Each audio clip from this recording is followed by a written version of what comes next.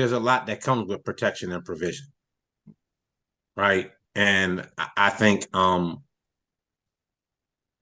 you know, there have to be discussions around provision, provision in particular, especially in today's climate and culture, right?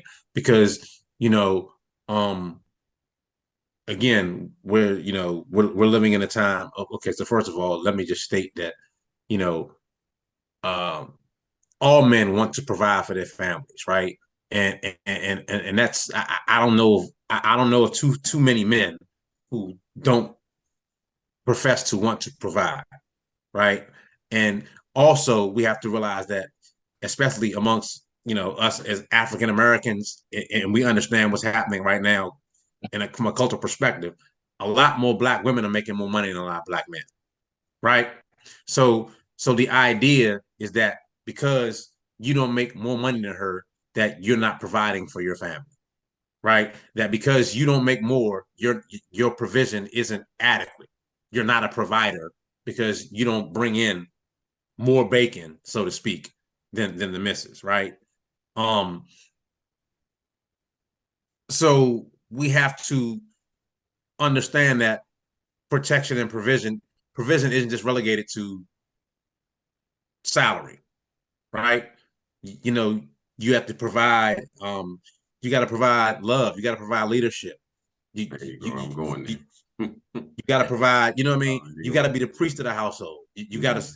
to provide spiritual maturity and speed of spiritual leadership and spiritual authority, and you have to educate spiritually, right? You know, there's a lot more to provision than just who brings home the most money, right? But again, a lot of these worldly concepts of marriage will have you believe that a man needs to go out here and work 8 jobs, right? While his wife is home and does nothing, and he dies of a stroke or a heart attack at 45 because he ain't getting no sleep. You know what I mean? Like, all because somebody told him you're not a good provider because you ain't making. You know what I mean? Now, of course, you're gonna go out here and do what you got to do, right? As men, that's what we're naturally, you know, that's in us to do so. But we have to define these things, man, Yeah. because the world will tell you go out here and break your neck and break your back, right? And I don't quite think that's really it. I mean, I could be wrong. Somebody can correct me. But I think that's taking on a different life of its own, right? Protect, provide. These things are taking on different meanings in the world. Yeah. Yeah. So you said some things which we're about to get into now. So we're going to talk about part 3, because part 3 is going to be Christ protecting, providing, professing. And then we're going to get into the men, part 4, providing and protecting. So Christ, what does protect mean? Ephesians 5:25, protect.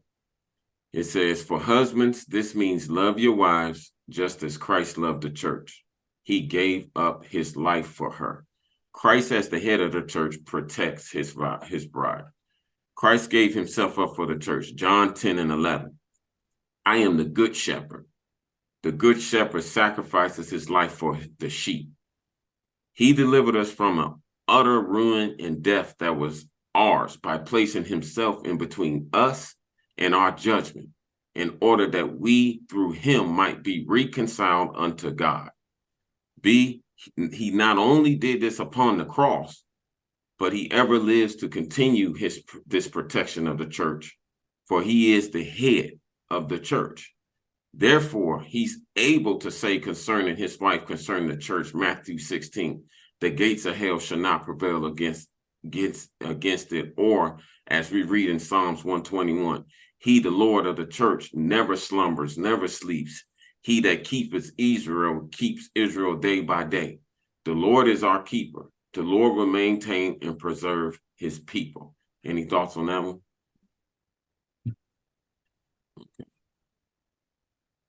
Continue, protect, Christ protection. Christ loves means that he brings the needed rescue from sin and the necessary defense that his church requires in the world. So Christ, as the head, protects the church.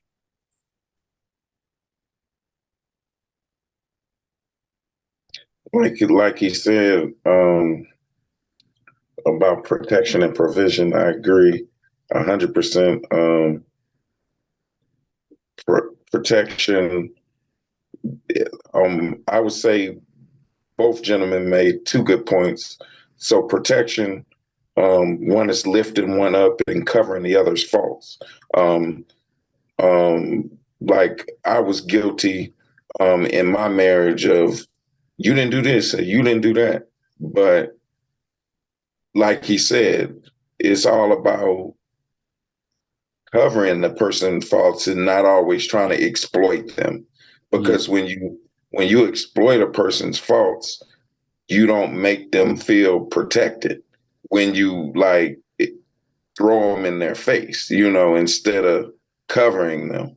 And it's and like providing has nothing to do necessarily with money because you might not make more money than her.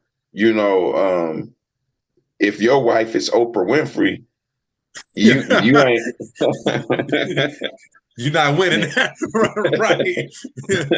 9 times out of 10, no matter how hard you work, you ain't gonna make more money than her. You know, so if you come into that relationship with that type of mindset, you're defeated in the mind. Because I'm man enough to admit in my and I'm divorced now. In my first marriage, I looked at it as the man is financially the one supposed to make the money. The man is supposed to set the standard with the money. The man is supposed to provide with the money, and my ex-wife made more than me. So that was hard for me to swallow. You know what I'm saying? Like her making more than me and me still trying to see myself as the provider when she made more. You know what I'm saying? But when you think about it, providing is so much more than just making more money. You know what I'm saying? Providing is providing love. I got your back. Holding each other up when we need each other's help. So provision is so much more than just I make more money than you. Right, right. Yeah, I think that's really well said. Yeah. If you look at a lot of different scripture, especially Proverbs 31, there's a lot in Proverbs 31, which is regarded as kind of like the checklist of what it is to be a godly woman. That is about financial management. Yeah. And if that's the case, then why do we assume that the man should be the one who makes the most money? And then we got, I think it's in Luke 8, where Jesus shows up in a community with what? With prominent women. And it was really interesting, because the way I read that, it's like Jesus isn't the first one who is really seen when the crowd shows up. It's these very wealthy, influential ladies. And, you kind of peek around and filter through it and, there's Jesus in the middle of it, right?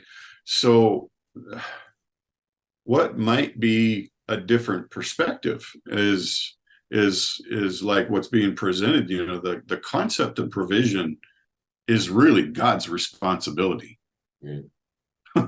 Right?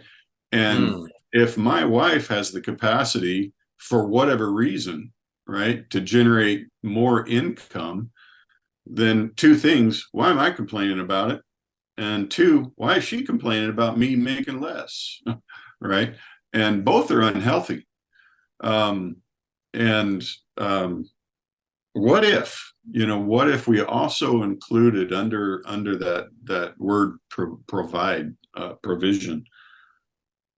What if we knock down the wall about, those taboo topics that, you're not supposed to talk about religion to people. You're not supposed to talk about politics to people. You're not supposed to talk about finance to people, right? That's the way I was brought up.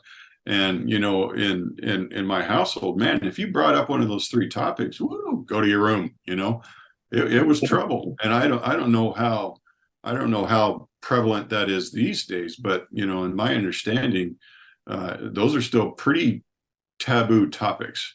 Yeah. Well, if you really look at the condition of the nation today and start thinking, well, in a family structure, you got in trouble if you brought up any of those three taboo topics, right?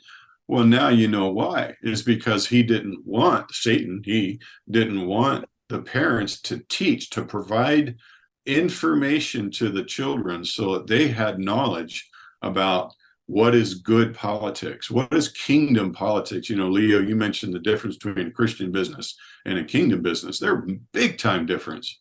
Or why can't we teach our kids about kingdom finance, and that it's okay to be wealthy and there's a purpose for wealth? It's not your provision, it's not your comfort, but it is significant. What if we taught about kingdom expressions of religion, provided that to our kids, provided that to our family? The world would be a totally different place right now if we did. But I look back and think, man, Satan sure fed us a big bunch of lies when he said don't talk about those three topics, because he knew what he was doing, and now we have the expression of life that we do today. Yeah. So that's funny you're saying that, and what my brother said, what you're saying. Now, right up now, we're going to go into the provide part of Christ, because we just talked about to protect. Now we're talking about how provide relates to protect, how they go together. So Ephesians 5:29 says, no one hates his own body, but feeds and cares for it, just as Christ cares for the church. As the head, Christ provides for his bride. He provides nourishing. He provides by nourishing the church. Does what a parent does for a child. He feeds and provides. New King James says nourish. The NLT says care. When you read 1 Thessalonians 2:7, as apostles of Christ, we certainly had a right to make some demands of you, but instead we were like children among you, or were like a mother feeding and caring for her own children. Just as a nourishing mother cherishes her children, Christ has the compassionate, tender, heartfelt care for his church. That goes back to what you said. Providing is so much bigger than just money. He talking about, am I pouring into her? Am I standing behind her with her dreams? Not just mine, but her dreams. Am I showing her grace? Am I showing? All of that is providing. That's part of the provision and providing that God is saying from the protecting, because that's part of it, connects with protecting. So why are these two important? Without these two, the life of the church is threatened. Without these two, the church can't exist. If Christ does not protect us, if Christ does not assume responsibility to stand between us and the punishment that our sins deserve, if Christ does not faithfully provide and nourish us with spiritual life, if he does not do that, we will perish. We, the church, are not anonymous. We are not nuclear powered. We are not self-sustaining and self-supporting. We are sheep. We are defenseless. We need him to provide and protect. It's the same way we got to do with our wives. Any question or concern before we go into the last one with husbands? Good. You could spend a month on all four of these, Right. Yeah. Right. Like so much. These could be whole episodes. Yeah. Right? You could. Good. That's what I'm just trying. I'm not trying to rush through it, but just, kind of get through it so we can just talk about, and we may come back and break it down. I don't know, depend on y'all, but because I think it's just something good that came to me. It started with Father's Day, and I just started thinking about it, But anyway, I didn't write part 4 down. I didn't put it on here, but I'm gonna go through it. God made a dominion with you, your wife, and family. Okay. He made you head of your wife as Christ was head of the church. Being head of your wife is to truth. Protect plus provide equals profess equals truth, right? If we fail these two callings, because that's what they are, they're callings, protect and provide, they will be nothing to be head of to profess to. Does that make sense? Is that making sense? Or no? Okay.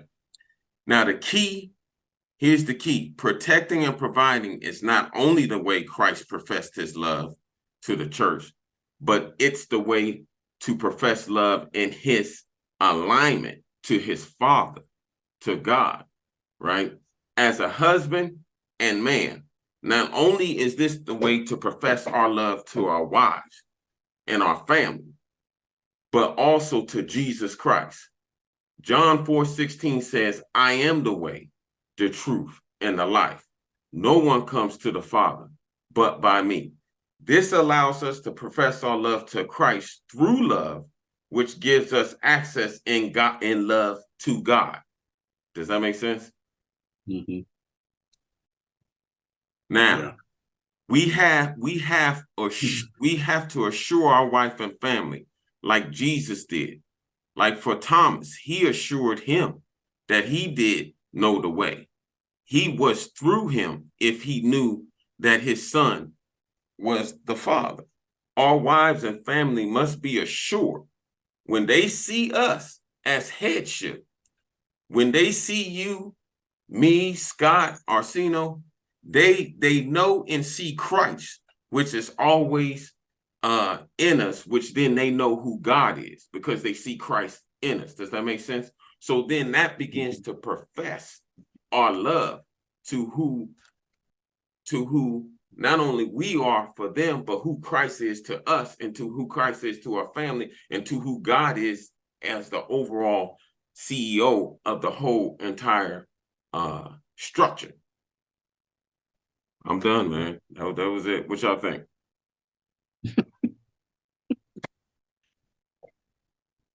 I think I like the comment of, if you don't protect and provide, then there's nothing left to profess to.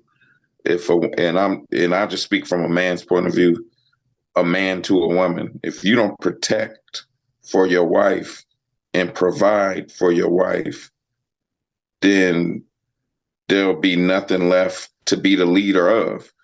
She's not going to submit to somebody that's not protecting her. She's not going to submit to somebody that's not providing for her. So we, as men, we get mad. Oh, she's not submissive.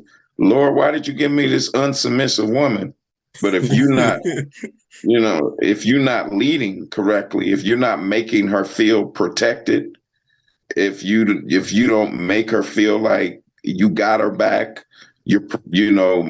my husband provides for me. He's there for me. If I stumble, he'll catch me. She should feel protected and provided for when she comes in your presence. If that's threatened, she's most definitely not going to allow you to lead her. She's not going to submit to you. So, and to piggyback on that is when it goes back to saying Christ took responsibility and he got in between our death and our sins. He took responsibility and used the providing and protecting to submit to our needs. So what we're supposed to do is take that to submit to our wives and to do that. And we can't do that. That goes to back what you said. Well, how would they submit? Because see, we know that Christ took it on. It said in Philippians 2:7 that Christ gave up himself. Christ emptied himself. If our women don't see us empty, but we just full of ourselves and we don't never give to them what Christ gave to us, they're not going to submit at all. You know what I'm saying? But then on the other hand, you have to have a woman who is in Christ and willing to submit as the church did for Christ. You see what I'm saying? So it's a lot of integrals we can you can pull this out, pull that out, talk about this, but from a man's perspective it's like what you said, Ron, when you go back to Adam, listen, it's this woman that you gave me. I don't know, and I could be just talking off wind and I could just be hoping. But I believe if he just would have just humbled himself like Christ did, right? Like I said in Philippians 2:7, and said, you know what, Lord, it wasn't even her. It's me. You gave me the authority to lead. She fell trapped to the devil. I should have said, nah, that ain't the way we're going. But he said, it was the woman. She said it was the devil. Nobody from the beginning took responsibility at all, whatsoever, right? So I believe if we can just start there and begin to have conversations with each other, to understand each other's roles, because a lot of times we don't know each other's roles because the roles are mixed up in today's society. The roles are backwards. You know what I'm saying? So, go ahead, Ron. What was you about to say? Nothing. I'm with you. No, I'm not in agreement with you. Okay. Scott, did you have anything else to say? Barb just got home and I waved at her. That's probably what you saw. Okay. But Leo, but to your point about like the roles being in reversal, right? So it would be an episode without Ron saying something slightly controversial, right? It just wouldn't be an anointed touch with me on here without me giving a little bit of controversy. And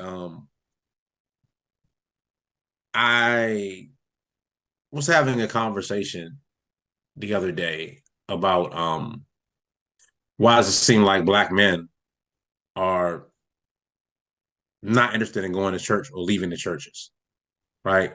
You see a lot more churches filled with a lot more women, and like men follow women to church. But I think we need to take an honest look at how we are approaching discipling and teaching men about their authority and about who we are, right? And about the strength in men. Because that's not, I don't see a lot of it. I see a lot of stuff catered to women, because let's be honest, look, women gonna buy the merchandise, women buy more books, women are quick to jump into because they're more emotional, whereas men, we kind of like sit back, you know what I'm saying? And I feel like we're not really building up men the way that we should. I don't see where we teach the authority of Christ to the man, right? And we're not, and how important and powerful thing that God gave us is, right? I don't see a lot of it. I see a lot of, again, like I said, you know, the man that's powerful is the man in the pulpit, but the man sitting down, I mean, unless you got a role, like you just kind of there, right? And so, like even in some of so Leo, I'm a member of a significantly large church, and I'm involved, and I even, and I I didn't, I ain't getting no trouble, but me, right? I put it out there, and it's funny that nobody seems to really be able to answer the questions or have the conversations because they're tough and nobody wants to, right? But I don't see us affirming men the way that I think that we should. And I think it leads to a lot of these situations. And like even in a lot of the couples ministries I've been in, it's having men more in a secondary position, right? And it's not a real leadership thing being taught to men.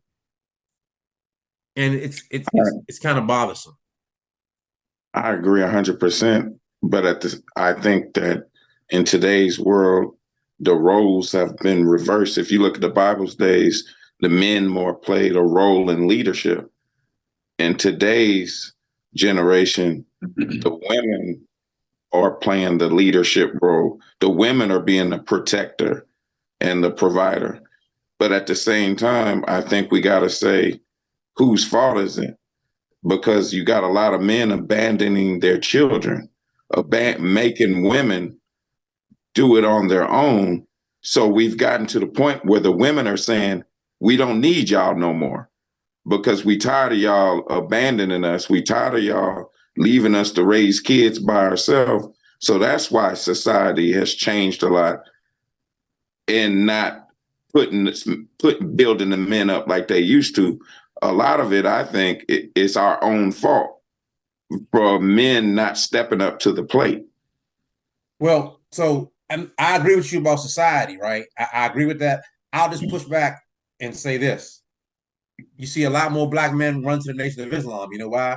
They don't have that problem in the nation. In the nation, the men are taught their leaders and their authority. And the men in the nation, if you're not taking care of your kids, they're gonna hold you accountable as other men as to why you're not doing it. Right? That's taught, right? And they appeal to black men. That's why more black men are running to that nation, because it's building men up to be men. Right? We know what the world's doing.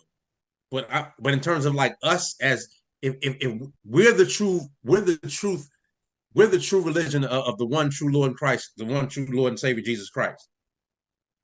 But the one that's not seems to be more effective in regards to drawing and building men. And I just think as a church, not individual church, but as a in general, right? We've gotten away from really teaching men to be men and godly accountability as men, right? And again, all the stuff we talked about, being strong leaders, right? But leading in love, understanding our responsibility, right? Understanding that we're the priest of the household. Even those kids that you made, they're your responsibility. That's all on you, right? We know what the world gonna do, but as the people of God, why are we not, giving the authority back to men and raising up strong men to be leaders, to be priests of households, right? To lead in prayer, to wash our wives with the word, right? To cover our families in the word, right? That's our role and responsibility, but we're not telling enough men that. Like, there's so many households that the woman is the spiritual center of the house and the man just goes, or sometimes the man has a disdain for the church because his wife's there 4 or 5 days a week and she's not at home with him, right? She's busy doing Christian church things, but not really having a kingdom household. And I think I have just so many concerns about that, because what we're doing isn't what Christ said we should do, right? And if we're discipling, right? Discipleship is about duplication. What are we duplicating? What are we teaching,